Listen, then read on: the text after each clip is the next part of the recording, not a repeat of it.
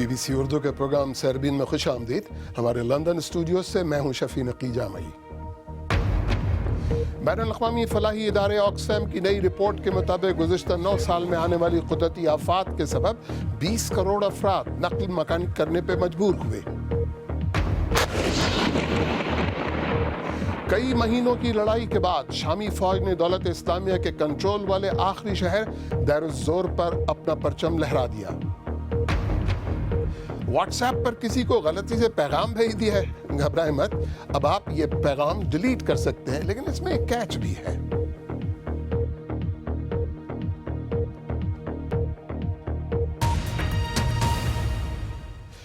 حال ہی میں بین الاقوامی امدادی ادارے آکسفیم کی جانب سے جاری کی گئی رپورٹ میں کہا گیا کہ گزشتہ 9 برسوں میں دنیا کے مختلف ممالک میں موسمیاتی تبدیلیوں اور قدرتی آفات کے سبب 20 کروڑ افراد نقل مکانی کرنے پر مجبور ہوئے. ورلڈ میٹرولوجیکل آرگنائزیشن کے بقول پاکستان کا شمار ان ممالک میں ہوتا ہے جہاں بڑی تعداد میں لوگ ان تبدیلیوں سے متاثر ہوئے ہیں. تفصیل سنیے BBC کے ماحولیاتی امور کے رپورٹر نوین سنگھ کھڑکا کی رپورٹ میں. یہ لوگ پاکستان میں 7 سال قبل آنے والے سیلاب کے بعد سے اب تک عارضی کیمپ میں رہ رہے ہیں. انہیں معلوم نہیں کہ وہ کبھی اپنے گھروں کو جا پائیں گے. جو ہمارا سارا سامان، زمین، کھیتی باڑی ہم کرتے تھے وہ سارا ڈوب گیا. بھینس وغیرہ ساری گئی. جو ہمارا بیل ویل رکھے تھے وہ سارے بھی اس میں گئے تھے سیلاب میں. پھر جو گورنمنٹ نے اعلان کیا تو نکل کے آؤ کراچی میں ہم تمہاری مدد کریں گے. پھر ہم لوگ جو ہے نا سب کچھ ادھر ختم کر گئے، پھر ادھر کراچی میں آ گئے.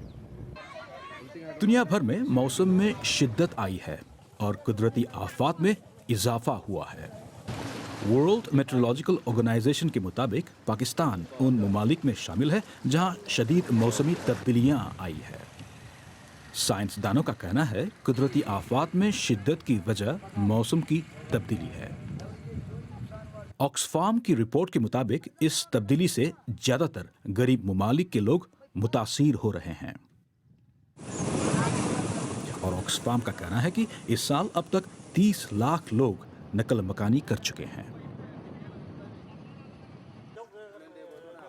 لیکن قدرتی آفات کی وجہ سے نقل مکانی کرنے والوں کو ریفیوجیز کا درجہ نہیں دیا جاتا.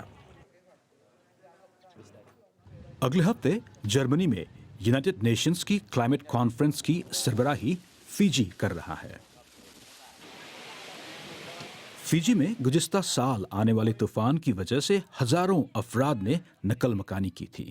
امید کی جا رہی ہے کہ اس کانفرنس میں ایسے لوگوں کی بات بھی کی جائے گی. اگر ایسا ہوتا ہے تو پھر شاید جنوبی ایشیا اور پاکستان کے متاثرین کا مسئلہ بھی اجاگر ہوگا. لیکن سوال یہ ہے کہ اس سے کوئی مثبت تبدیلی آئے گی یا نہیں. نوین سنگھ کھڑکا، BBC. اور اسی موضوع پر مزید بات کرنے کے لیے آکسفیم پاکستان کے کنٹری ڈائریکٹر محمد حسن قزلباش اس وقت اسلام آباد سے ہمارے ساتھ موجود ہیں. قزلباش صاحب، موسمی تبدیلی کے سبب کہیں سے کہیں پناہ لینے پر مجبور ہونے والوں کو آج تک پناہ گزینوں کا اسٹیٹس نہیں ملا ہے، ایسا کیوں ہے؟ یہ اصل میں اس کے کافی پوائنٹس ہیں اور کافی ایشوز ہیں. پہلے بات تو یہ ہے کہ یہ میجورٹی لوگ انٹرنلی ڈسپلیسڈ ہیں. They don't cross a geographic یا پولیٹیکل بارڈر. تو یہ جو ڈسپلیس کمیونٹیز ہوتی ہیں یہ ان کو وہ ریفیوجی اسٹیٹس نہیں ملتا، ان کو ملتا ہے status as IDPs، internally displaced population.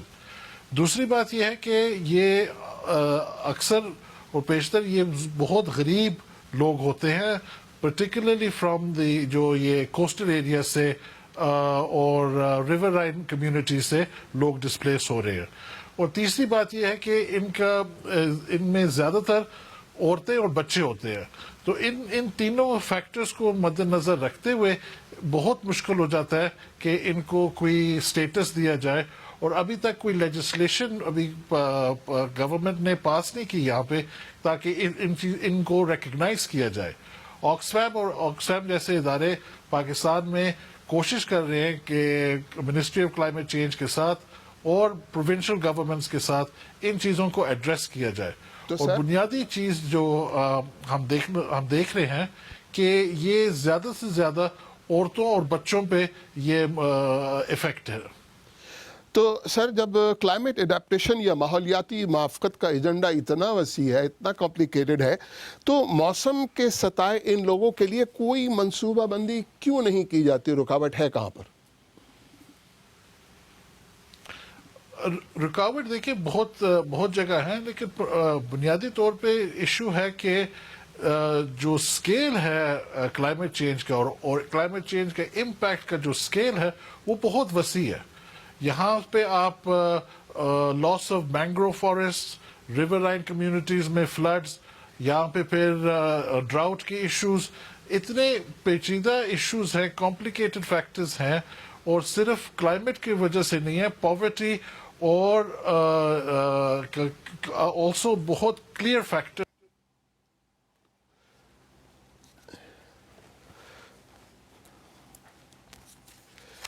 اسلام آباد کی احتساب عدالت نے سپریم کورٹ سے نااہل قرار دیے گئے سابق وزیر اعظم میاں نواز شریف، ان کی بیٹی اور داماد کے خلاف ریفرنس کی سماعت 7 نومبر تک ملتوی کر دی ہے. عدالت ملزمان کے خلاف Avenfield properties, Al-Azizia steel mill اور بیرون ملک آف شور کمپنی کے مقدمات سے پہلے ان درخواستوں کو دوبارہ سنے گی جو انہوں نے 3 ریفرنس کو یکجا کرنے کے بارے میں دائر کی تھیں. BBC اردو کے نامہ نگار شہزاد ملک بھی اسلام آباد میں احتساب عدالت میں موجود تھے. شریف خاندان کے 3 بڑے نام آج پہلی مرتبہ اکٹھے احتساب عدالت میں پیش ہوئے. اسلام آباد ہائی کورٹ کے فیصلے کی مصدقہ نقول نہ ہونے کی وجہ سے ان مقدمات پر احتساب عدالت نے کارروائی تو شروع نہ کی، لیکن اس موقع کا فائدہ اٹھاتے ہوئے سابق وزیر اعظم میاں نواز شریف نے اپنے سیاسی حریف اور پاکستان پیپلز پارٹی کے شریک چیئرمین آصف علی زرداری کو تنقید کا نشانہ بناتے ہوئے کہا کہ وہ کسی اور کو خوش کرنے کے لیے ان کے خلاف بیانات دے رہے ہیں. تاہم انہوں نے اس کی وضاحت نہیں کی. آج چونکہ 3 نومبر ہے اور اس دن کی اہمیت اس وجہ سے بھی زیادہ ہے کہ آج سے 10 سال پہلے اس وقت کے فوجی آمر پرویز مشرف نے پاکستان کے چیف جسٹس سمیت اعلیٰ عدلیہ کے ججز کو ان کے گھروں میں نظر بند کر کے ایمرجنسی لگا دی تھی. کمرہ عدالت میں سماعت کے دوران یہ تاثر جو ہے وہ تقویت اختیار کر گیا کہ جس فوجی آمر نے عدلیہ پر شب خون مارا وہ اس وقت بیرون ملک ہے، جبکہ عدلیہ کی بحالی کے لیے تحریک چلانے والے اس وقت اس عدلیہ کے سامنے ملزم کی حیثیت سے پیش ہو رہے ہیں. شہزاد ملک، BBC نیوز، اسلام آباد. اور اب ایک نظر دیگر اہم خبروں پر. شامی فوج نے شدت پسند تنظیم دولت اسلامیہ کے آخری مضبوط گڑھ دیر الزور کے ایک بڑے حصے پر قبضہ کر لیا ہے. سرکاری ٹی وی کے مطابق شہر کو دہشت گردوں سے مکمل طور پر آزاد کروا لیا گیا ہے اور شامی فوج اور اس کے اتحادی بچے کچے جنگجوؤں کا پیچھا کر رہے ہیں. تفصیل کے ساتھ سمرہ فاطمہ. جمعے کی صبح شام کی حکومتی دستوں اور ان کے اتحادیوں کے لیے ایک بڑی کامیابی کی نوید لے کر آئی جب سرکاری ٹیلی ویژن پر شدت پسند دولت اسلامیہ کے مضبوط ٹھکانے دیر زور کی سڑکوں پر تنظیم کے جنگجوؤں کے بجائے سرکاری فوجیوں کا راج دکھائی دیا. دولت اسلامیہ نے اس علاقے کو سن 2014 میں قبضے میں لے لیا تھا اور عراق کی سرحد سے متصل ہونے کی وجہ سے یہ علاقہ دولت اسلامیہ کے لیے نہایت اہم تھا. سرکاری ٹی وی پر شہر کے اندر کے مناظر دکھائے جانے سے پہلے ہی مبصرین کا کہنا تھا کہ کئی ہفتوں کی لڑائی کے بعد شامی فوج شہر کے اتنے قریب پہنچ چکی ہے کہ اب اسے جنگجوؤں کو اپنے زیر تسلط رکھنا مشکل ہو گیا ہے. گزشتہ 4 سالوں میں 3.5 لاکھ شہری دیر زور اور اس کے نواحی علاقوں سے نکل جانے پر مجبور ہو گئے تھے. دیر زور پر دولت اسلامیہ کے کنٹرول کا خاتمہ اس بات کی نشاندہی سمجھا جا رہا ہے کہ جب سے امریکہ اور دیگر طاقتوں کے حمایت یافتہ گروہوں کے درمیان تعاون میں اضافہ ہوا ہے، خطے میں دولت اسلامیہ کا کنٹرول مسلسل کم ہوا ہے. پاکستان کے صوبہ بلوچستان کے وزیر داخلہ نے کہا ہے کہ ڈاکٹر اللہ نذر بلوچ کی اہلیہ اور بچوں سمیت 3 دیگر خواتین اور بچوں کو چھوڑ دیا گیا ہے. ان خواتین میں ایک اور گوریلا کمانڈر اسلم بلوچ کی بہن اور دیگر خواتین رشتہ دار شامل ہیں. میر سرفراز بگٹی نے بتایا کہ 4 خواتین اور 3 بچوں کو 30 اکتوبر کو افغانستان سے متصل سرحدی شہر چمن سے گرفتار کیا گیا تھا. अमरीकी सदर डोनाल्ड ट्रंप का ट्विटर अकाउंट जुमेरात को कुछ देर के लिए गायब हो गया, लेकिन उसे कुछ ही देर बाद बहाल कर दिया गया। ट्विटर कंपनी ने अपने बयान में कहा कि उसके एक अहलकार ने अपनी मुलाजमत के आखिरी दिन सदर ट्रंप का अकाउंट 11 मिनट के लिए बंद कर दिया था। इंग्लैंड के मशहूर फुटबॉल क्लब मैनचेस्टर यूनाइटेड के मैनेजर जोसे मोरिन्यो आज स्पेन की एक अदालत के सामने पेश हुए। उन पर इल्ज़ाम है कि जब वो रियल मैड्रिड के मैनेजर थे तो क्लब की तस्वीर के जुमला हुकूक के फ़रोख्त से उन्होंने जो पैसे कमाए वो अपने असासों में जाहिर नहीं किए। आइए देखते हैं हमारी वेबसाइट bbcurdu.com पर क़ारीन की दिलचस्पी किन खबरों में है। BBC के साबिक नामानिगार एंड्रू वाइटहेड की दीना वाइडिया के साथ एक खुसूसी मुलाकात से मुताल्लिक़ खबर सरफ़हरिस्त है। इसके अलावा नवाज शरीफ की अदालत में पेशी और अखलाक ख़राब करने के जुर्म में मिस्री टेलीविज़न एंकर को 3 साल कैद, ये खबरें ज़्यादा पढ़ी जा रही हैं। आप BBC उर्दू के प्रोग्राम सारबीन देख रहे हैं। प्रोग्राम में आगे चलकर देखिएगा जापान के नौजवान अब दूसरी जंग अजीम के कामाकाजियों के बारे में क्या सोचते हैं।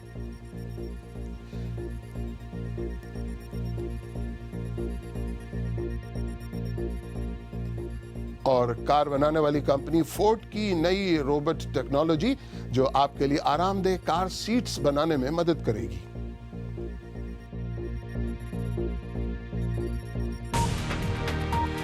BBC उर्दू के प्रोग्राम सरबीन में एक बार फिर खुश आमदीद। जापान के कामाकाजी पायलट दूसरी जंग अजीम में अपने खुदकुश मिशन की वजह से मशहूर हैं, जिसमें हज़ारों नौजवानों ने मुल्क के लिए लड़ते हुए अपने जहाज़ दुश्मनों पर गिरा दिए थे। मिलिए एक ऐसे ही पायलट से जो जिंदा बचकर वापस आया था। हुसैन अस्करी की रिपोर्ट। मेरे प्यारे वतन की खातिर मुझे जान देनी ही होगी, यही मेरा नसीब है। जान देने के सिवा मेरे पास कोई चारा नहीं है। मैं कामिकाजी हूँ। ये हरबा दूसरी जंग अजीम के आखिरी दिनों में जापानी फौज ने इस्तेमाल किया। इनसे मिलिए, ये हैं 91 बरस के कीइची कोहारा, जिंदा बच जाने वाले गिने चुने कामिकाजियों में से एक। परवाज के दौरान मैं सोच रहा था कि आज मेरी जिंदगी का आखिरी दिन है। फिर अचानक मेरे जहाज के इंजन से अजीब सी आवाजें आईं और काला धुआं निकलने लगा। शायद मुझे इसी की उम्मीद थी और खुशी भी कि मैं जिंदा वापस जा सकूंगा, लेकिन मुझे इसका खौफ भी था कि लोग मेरे बारे में क्या सोचेंगे। लेकिन इन कामिकाजी मिशंस के बारे में आज नौजवान जापानी क्या सोचते हैं? Stupidity, courageous, irrational. लेकिन अगर जापान फिर जंग लड़ता है तो क्या ये नौजवान कामिकाजी मिशन पर जाएंगे? No. दूसरी जंग अजीम के दौरान 4000 कामिकाजी पायलट हलाक हुए थे। ज्यादातर की उम्रें 17 और 24 बरस थीं। 当時としては国のためですよ。だからそれはね英雄ですよ。だけども मातरे वतन के लिए जान देने वाले तो हीरो थे, लेकिन अगर उन दिनों के बारे में अब सोचूं तो ख्याल आता है कि वो भी मेरी तरह जंग के बाद एक भरपूर जिंदगी गुजार सकते थे। 本来ならばそれが जो कुछ उनसे करने को कहा गया था उसकी इजाजत नहीं होनी चाहिए थी। ये बड़ी निदामत की बात है कि वतन के नाम पर उनकी जिंदगियां वक्त से पहले खत्म कर दी गईं। 今でもそう思います。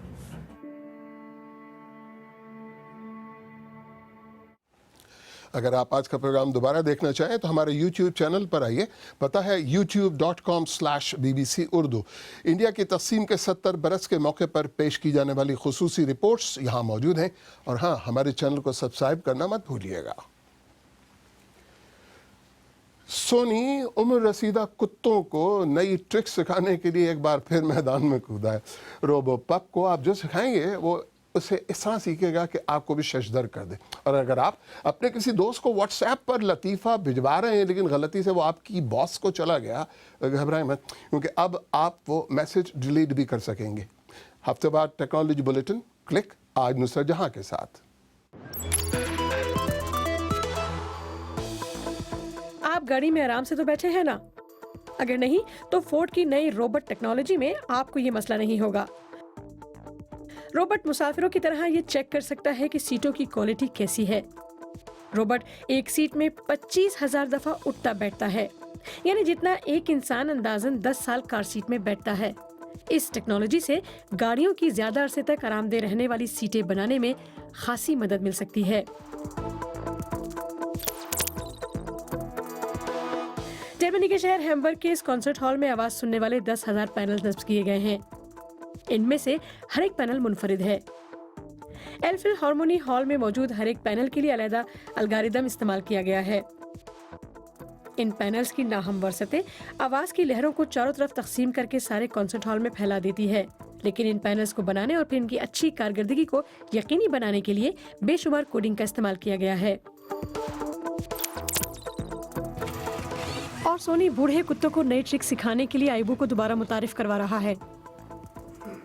दोबारा मुतारिफ किए गए रोबो पप के लिए मसनूई ज़हानत का इस्तेमाल किया गया है और इसे जो सिखाया जाएगा ये वो सीख सकेगा।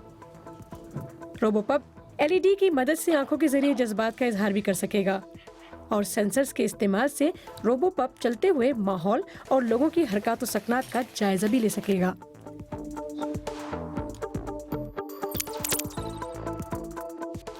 अगर आपने व्हाट्सएप मैसेज गलती से किसी और को भिजवा दिया या मैसेज लिखते हुए कोई गलती करके सेंड का बटन दबा दिया तो फिक्र न करें। व्हाट्सएप ने डिलीट मैसेज फॉर एवरीवन नामी फंक्शन मुतारिफ करवाया है, जिससे आप सेंड किया गया कोई भी पैगाम आप डिलीट कर सकते हैं। लेकिन याद रखिए कि आप मैसेज भिजवाने के सिर्फ 7 मिनट के अंदर अंदर इस फंक्शन का इस्तेमाल कर सकते हैं। अगर 7 मिनट गुजर गए तो फिर आप इस फंक्शन का इस्तेमाल नहीं कर सकेंगे।